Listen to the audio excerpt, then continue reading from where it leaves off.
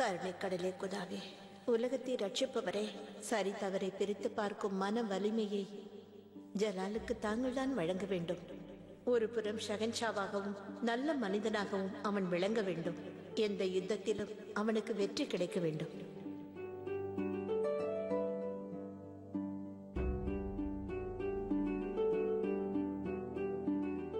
மகாராணிக்கு வெற்றி உண்டாகட்டும். அக்கா அவர்களும் தொடர்மல் அவர்களும் உங்களை சந்திக்க அனுமதி கேட்கிறார்கள். ஆதாப் மகாராணி அவர்களே. வணக்கம். ஆதாப், அப்படி என்ன பிரச்சனை வந்திருக்கிறது? இந்த காலை வேளையில் தாங்கள் வந்திருக்கிறீர்களே? இவ்விஷயத்தை தங்களிடம் எவ்வாறு கூறுவதென்றே எங்களுக்கு விளங்கவில்லை. ஆனால் வேறு வழியும் இல்லை. முகலாய ராஜ்யம் தற்போது போரை எதிர்கொள்ள வேண்டியுள்ளது. இச்சூழலில் ஒரு சங்கடமான செய்தியும் தெரிய வந்துள்ளது. அப்படி என்ன சங்கடம்? இளவரசு நிகாருக்கு யார் உதவி செய்கிறார்கள் என்று தெரிய வந்திருக்கிறது. யார் அவர்? பேகம் மகாச்சூச்சக், ஹக்கீம் மிர்சாவின் தாயார். யாக்குதா, முன்பிருந்தே என்னையும் ஜலாலையும் அவருக்கு பிடிக்கவே பிடிக்காது. ஆனால் அவர் இவ்வளவு தூரம் செல்லுவார் என்று நான் யோசித்து பார்த்ததே இல்லை. அவர் இந்த முகலாய ராஜ்யத்தின் பேகம் என்று கூறவே எனக்கு வெட்கமாக உள்ளது. நிகாரின் மனதில் இப்படி ஒரு விஷத்தை விதைத்தது யார் என்று எனக்கு இப்பொழுது நன்றாக புரிகிறது. அவர் ஜலாலுக்கு எதிராக போரை அறிவித்திருக்கிறார். இது ராஜ்யத்திற்கு எதிரான புரட்சியாகும். ஜலாலால் இந்த உண்மையை தாங்கிக் கொள்ள இயலாது. மகாராணி அவர்களே, ஷெகன்ஷா அவர்கள் தனது தங்கைக்கு எதிராக போர் புரிய மாட்டேன் என்று உரைத்திருக்கிறார்.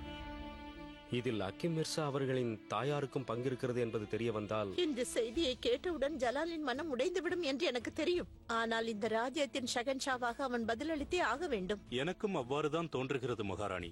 ஆகையால் தான் தங்களை நாடி வந்திருக்கிறோம்.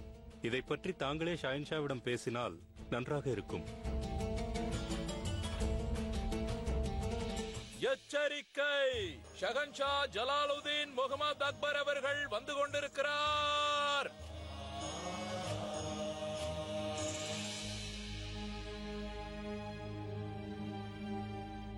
தாயே, என்னை எதற்காக தாங்கள் இந்த தர்பாருக்கு உடனே வரவழைத்தீர்கள்? உங்கள் அறைக்கே வரவழைத்து பேசியிருக்கலாமே. இப்பொழுது நான் தாயாக அல்ல, முகலாய சாம்ராஜ்யத்தின் மகாராணியாக தங்களிடம் முக்கிய ஆலோசனை நடத்தத்தான் வந்துள்ளேன். எனக்கு ஒரு தகவல் கிடைத்துள்ளது. அந்த தகவலை தாங்கள் தெரிந்து கொள்ள வேண்டியது மிகவும் முக்கியமாகும். கூறுங்கள் தாயே, அது என்ன தகவல்? இளவரசி நிகாருக்கு உதவி செய்து கொண்டிருப்பது யார் என்று தெரிந்துவிட்டது. துணையாக நிற்பது யார் என்று தெரிந்துவிட்டது. யார் அது? இதை செய்தது முகலாய சாம்ராஜ்யத்தில் உள்ள ஒருவர்தான். இளவரசி நிகாருக்கு உதவி செய்வது பேகம் மகாச்சூச்சக் ஆவார்.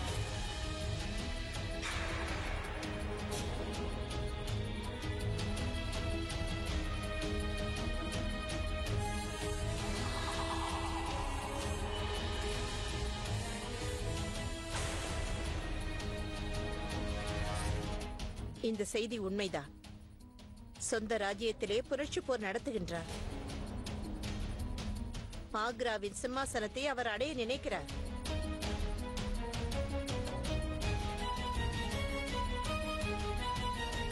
ஹுசூர், தாங்கள் எனக்கு கட்டளையிடுங்கள். என்ன செய்ய வேண்டும் என்று கூறுங்கள். என்னுடைய பெரிய அம்மாவும் என் சகோதரியும் எனக்கு எதிராக போர் புரிய நினைக்கிறார்கள். யாகுதா,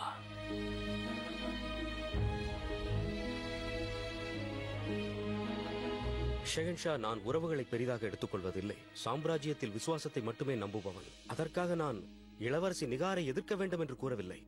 ஆனால் பேகம் மகாச்சூச்சக் அவருக்கு உதவுகிறார் என்றால் அது பகிரங்க புரட்சியாகும். ஆம் ஹுசூர், புரட்சியாளனை நாம் என்றுமே மன்னிக்கவே கூடாது. புரட்சியாளர்களை கை கட்டி கொண்டு வேடிக்கை பார்த்தால் தங்களை காப்பாற்றுவதற்கு ஷெகன்ஷாவிடம் சக்தி இல்லை என்று மக்கள் நினைத்து விடுவார்கள். ஆகையால் அவர்களை நிச்சயமாக நீங்கள் ஒடுக்கித்தான் ஆக வேண்டும். யுத்தத்திற்கு அனுமதி அளியுங்கள் ஷெகன்ஷா. அவர்களுடைய எண்ணத்தை புதைப்பதற்கு எனக்கு கட்டளையிடுங்கள். என் குடும்பத்தாரின் மீது இதுவரை அன்பும் பாசமும் காரணமாக அமைதி காத்து வந்தேன். ஆனால் அதை புரிந்து கொள்ளாத எனது பெரியம்மாவும் என் சகோதரியும் நாட்டு மக்களுக்கு ஆபத்தாக மாறுகிறார்கள் என்று வரும்போது இந்த ஷஹன்ஷா ஜலாலுதீன் முகமது அக்பர் தன் வாளை எடுத்து அவர்களுக்கு பாடம் புகட்டுவார்.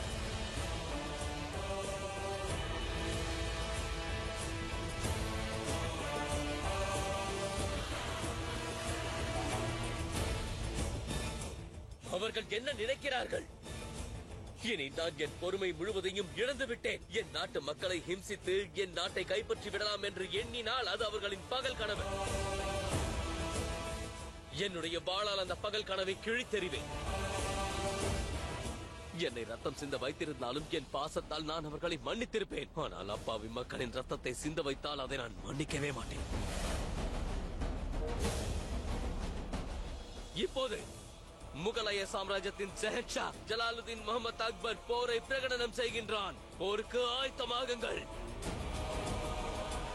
ஷஹன்ஷா ஜலாலுதீன் முகமது அக்பர், ஷஹன்ஷா ஜலாலுதீன் முகமது அக்பர், ஷஹன்ஷா ஜலாலுதீன் முகமது அக்பர், ஷஹன்ஷா ஜலாலுதீன் முகமது அக்பர், ஷஹன்ஷா ஜலாலுதீன் முகமது அக்பர், ஷஹன்ஷா ஜலாலுதீன் முகமது அக்பர்.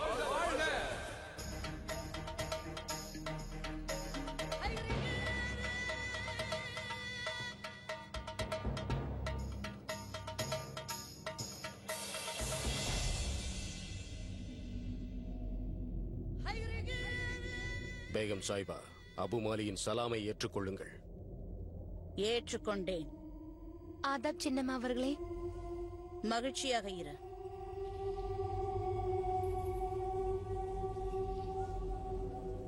ஹைதர் ஹுசூர், நிகாருடன் நான் சற்று தனிமையில் பேச விரும்புகிறேன். ஆனால் நான் தங்களுடன் ஹுசூர், இது பேகம் சாஹிபாவின் விண்ணப்பம் அல்ல, கட்டளை. என்றுமே இவருக்கு இல்லை என்ற சொல் கேட்டு பழக்கமில்லை.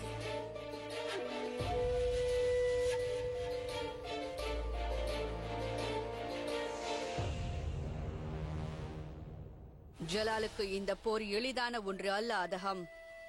அந்த மகா சூச்சக்கை பற்றி எனக்கு நன்றாகவே தெரியும். முழு பலத்துடனும் ஆக்ரோஷத்தோடும் தான் போர் புரிவாள். கடுமையான யுத்தம் நடக்கப் போகிறது என்று எனக்கு தோன்றுகிறது. தாங்கள் மறந்து விட்டீர்கள் என நினைக்கிறேன். நானும் இந்த போரில் பங்கேற்க வேண்டும். ஜலால் தரப்பில் சண்டையிட வேண்டும். கொடுமையான விஷயம் என்னவென்றால், எந்த ஷஹன்ஷாவை நான் உயிரோடு பார்க்க விரும்பவில்லையோ அவனுக்கு ஆதரவாக போர் புரிய வேண்டும். ஒருவேளை இந்த போரில் எனக்கு ஏதாவது நேர்ந்தால் இவை அனைத்தையும் செய்து என்ன பயன்? இல்லை அதகம், உனக்கு ஒன்றும் நேராது. நான் தான் இருக்கிறேனே. மாளிகையையும் கஜானாவையும் கோட்டையையும் பார்த்துக் கொள்வதற்காக மிகவும் திறமை வாய்ந்த தைரியமான வீரர்களை தான் ஜலால் இங்கு விட்டு செல்வான். இந்த பொறுப்பு உனக்கு கிடைப்பதற்காக நான் முழு முயற்சி செய்வேன். நேரம் வந்துவிட்டது. நாம் நினைத்ததை செய்ய வேண்டிய நேரம் வந்துவிட்டது. எனக்கு வேண்டியதை அடைவதற்காக இந்த யுத்தம் நடக்க வேண்டியது மிகவும் அவசியம். இந்த யுத்தத்தில் ஜலால் வென்றாலும் சரி, தோற்றாலும் சரி, ஒன்றை நினைவில் வைத்துக் கொள்ளாத ஹம், எது நடந்தாலும் சரி, வெற்றி நமக்குத்தான். வாழ்த்துக்கள் நிகார். மிகுந்த வீரத்துடனும் திறமையுடனும் நினைத்ததை சாதித்து முடித்து விட்டாய். ஜலாலிடமிருந்து தப்பித்தது மட்டுமல்லாமல் ஆக்ராவில் போர் நெருப்பை மூட்டிவிட்டு வந்திருக்கிறாய். மிக்க மகிழ்ச்சி. நானும் கைகளை கட்டிக்கொண்டு அமர்ந்திருக்கவில்லை. அங்கே பார், அங்கே பார். என்னை எதிர்த்த ஜலாலுக்கு விசுவாசமாக இருந்தவர்களின் ரத்தம்தான் அது. எனது சேனைகள் ஒவ்வொருவரையும் கொன்று கொண்டு வருகிறது. அதோடு இந்த அரியணை எனக்கு சொந்தமாகிவிட்டது. அதேபோல் ஆக்ராவின் அரியணை உனக்கு சொந்தமாகிவிடும். நான் கூறுவதும் அதேதான் பேகம் சாஹிபா. அந்த கோரிக்கையை நிறைவேற்றத்தானே நான் உனக்கு உதவி செய்து கொண்டிருக்கிறேன். ஆனால் இந்த யுத்தத்தில் நீ கடைசி வரை போராட வேண்டும். டில்லியும் ஆக்ராவும் உன் வசமாகும் வரை போராட வேண்டும். என் மீது இவ்வளவு நம்பிக்கையா? இது எனக்கு பெருமையாக இருக்கின்றது. இந்த நம்பிக்கை என்றுமே என் மீது இருக்க வேண்டும். அதற்கு நான் இன்றும் போராடுவேன்.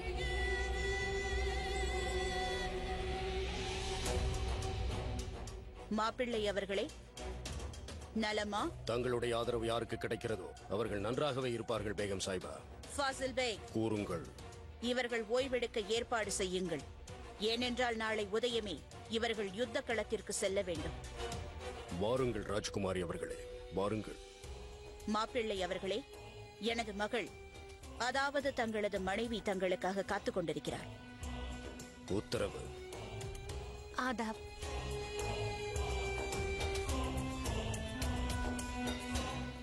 என்றைக்கு நீ ஆக்ராவை எனக்கு வென்று தருவாய் என்று நான் காத்துக் கொண்டிருக்கிறேன் இளவரசி நிகார். அப்பொழுதுதான் இந்துஸ்தானிற்கு மகாராணியாகும் என் கனவு நிறைவேறும். மிர்சா ஹக்கீம் விஷயத்தை நினைத்து எனக்கு வருத்தமாக இருக்கிறது சலீமா பேகம். இந்த தாக்குதலுக்கு மகா ஜூஜக் தான் காரணம் என்று அத்தை அவர்கள் தர்பாரில் கூறிக்கொண்டிருந்த பொழுது அவருடைய முகம் மிகவும் வாடிவிட்டது. வருத்தமாகத்தான் இருக்கும் ஜோதா பேகம். ஹக்கீம் மிர்சா ஷெஹன்ஷா மீது அன்பு வைத்திருக்கிறார். ஷெஹன்ஷாவுக்கும் இவர் மிகவும் நெருங்கியவர். இப்போது தன் தாயை புரட்சி செய்கிறார் என்று தெரிந்தால் வருத்தமாகத்தானே இருக்கும். எனக்கு இந்த விஷயம்தான் புரியவே இல்லை ஜோதா பேகம். பேகம் மகா சூச்சக் ஏன் இவ்வாறு செய்கிறார்? இவ்வாறு செய்வதால் முகலாய ராஜ்யத்திற்கு மட்டுமல்ல, மறைந்த பாஷா ஹுமாயூன் அவர்களுக்கும் எதிராக செயல்புரிகிறார். எனக்கும் சிறிது கூட விளங்கவில்லை. இவ்வாறு நடந்து கொள்வதற்கு அவர் மனதில் உள்ள எண்ணம் தான் என்ன? ஆதாப் ஷெஹன்ஷா. வணக்கம் ஷெஹன்ஷா. வந்து அமருங்கள். பரவாயில்லை, நீங்கள் இருவரும் அமருங்கள். எனக்கு அமரக்கூட நேரமில்லை. நான் போருக்கு ஆயத்தமாகிக் கொண்டிருக்கின்றேன். உண்மையில் எனக்கு மிர்சா ஹக்கீமை நினைத்தால்தான் மிகவும் கவலையாக இருக்கிறது. நாங்களும் அதை பற்றிதான் பேசிக் கொண்டிருந்தோம் ஷெஹன்ஷா. மகா சூச்சக்கின் செயலை கேட்ட பிறகு அவர் மிகவும் கவலை அடைந்து விட்டார். ஆம் ஜோதா பேகம், அவனுக்கு என்னை மிகவும் பிடிக்கும். இந்நேரத்தில் அவன் எனக்கு ஆதரவு அளிப்பதா இல்லை அவன் தாயாருக்கு ஆதரவு அளிப்பதா என்ற மிகவும் குழப்பத்தில் இருக்கிறான். அவன் மிகவும் நல்ல சகோதரன், அதே போல் பொறுப்புள்ள ஒரு நல்ல மகனும் ஆவான். இப்பொழுது உங்கள் நிலையும் அதுதானே? இருப்பினும் நான் இதை சமாளித்தாக வேண்டும். ஏனென்றால் நான் ஒரு ஷெஹன்ஷா அல்லவா. போகட்டும், எனக்கு விடையளியுங்கள். குடாஃபிஸ்.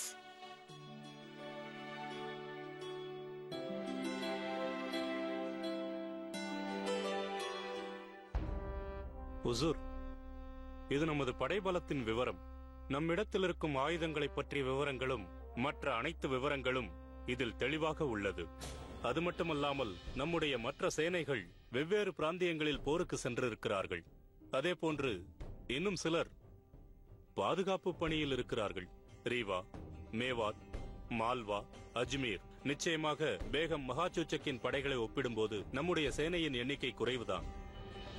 நம் சேனைகள் குறைவாக இருக்கலாம், ஆனால் அதற்கு அர்த்தம் நாம் பலவீனமானவர்கள் இல்லை அர்க்கா அவர்களே. நாம் நம் சேனைகளை சரியான விதத்தில் பயன்படுத்திக் கொண்டால் எவ்வளவு பெரிய எதிரியாக இருந்தாலும் அவர்களை தோற்கடிக்கலாம். நம் யானைகள் படையை கொண்டு நாம் சரியாக பயன்படுத்தினால் நிச்சயமாக நமது எதிரிகளை நாம் சுலபமாக தோற்கடிக்கலாம். எவ்வளவு பெரிய எதிரியாக இருந்தாலும் நிச்சயம் அவர்கள் ஓடிவிடுவார்கள்.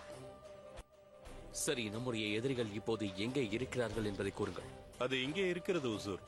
இங்கு பஞ்சாப் கலனூரில் மகாசூச்சக்கின் படையினர் கூடாரம் அமைத்திருக்கிறார்கள். இளவரசி நிகாரும் அபு மாலியும் இங்கிருந்து ஆக்ராவை தாக்குவதற்கு தயாராக இருக்கிறார்கள்.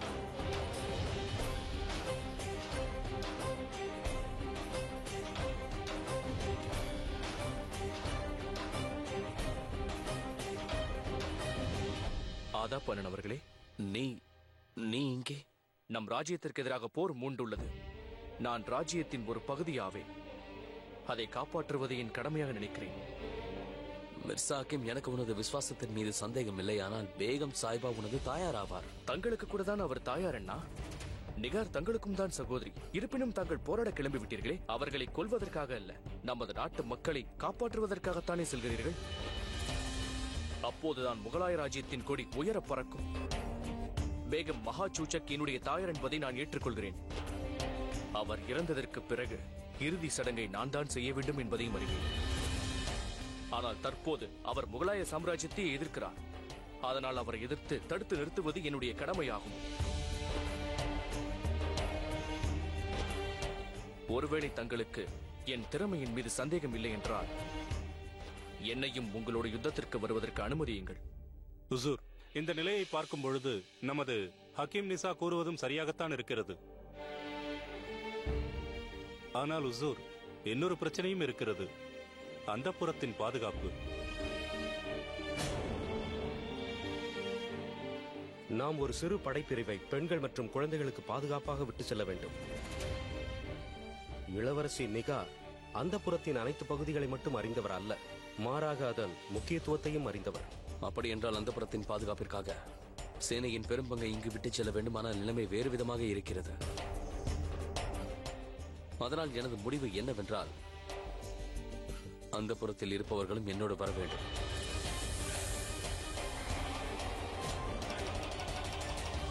ஆனால் ஷெகன்ஷா, நாம் சென்று கொண்டிருப்பது போர்க்களத்திற்கு. தோற்றுமல்லவர்களே, நான் இல்லாத போதும் அந்தப்புரத்தில் தாக்குதல் நடத்த வாய்ப்பு இருக்கிறது. அதனால் இவர்கள் என்னோடு வருவது நல்லது. நான் அவர்கள் அருகில் இருந்தால் குறைந்தபட்சம் அவர்களுக்கு என்னால் பாதுகாப்பு அளிக்க முடியும். ஆனால் ஷெகன்ஷா, அங்கு அவர்களுக்கு ஆபத்து ஏற்பட... நாம் இங்கே இல்லாத போதும் அவர்கள் மீது தாக்குதல் நடத்த வாய்ப்பு இருக்கிறது. அதனால் அவர்களும் நம்மோட வரட்டும்.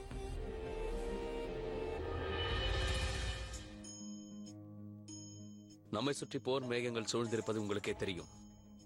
இந்த போரை சமாளிக்க பெரும் படை தேவைப்படுகிறது. அதனால் வீரர்களை இங்கே விட்டுச் செல்ல அனுமதிக்க முடியாது.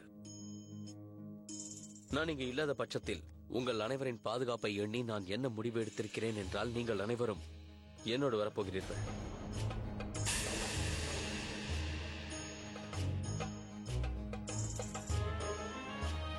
ஆனால் ஜலால், இது பாதுகாப்பாக இருக்கும் என்கிறாயா?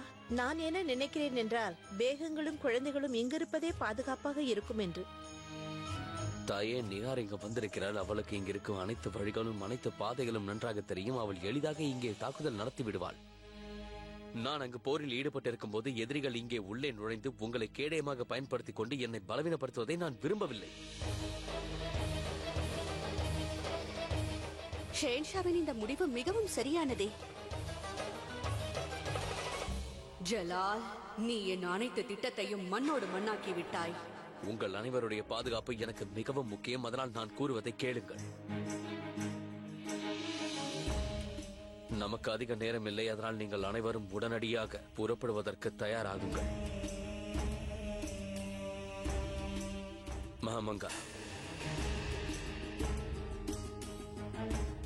இவர்கள் புறப்படும் பணியை நான் தங்களிடம் ஒப்படைக்கின்றேன். உத்தரவு.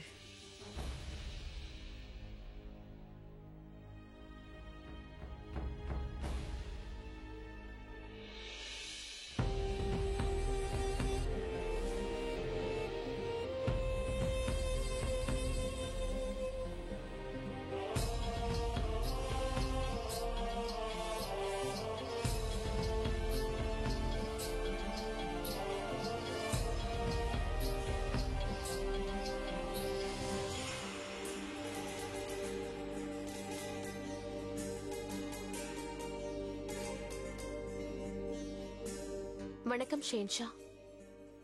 இந்தாருங்கள் பிரசாதம்.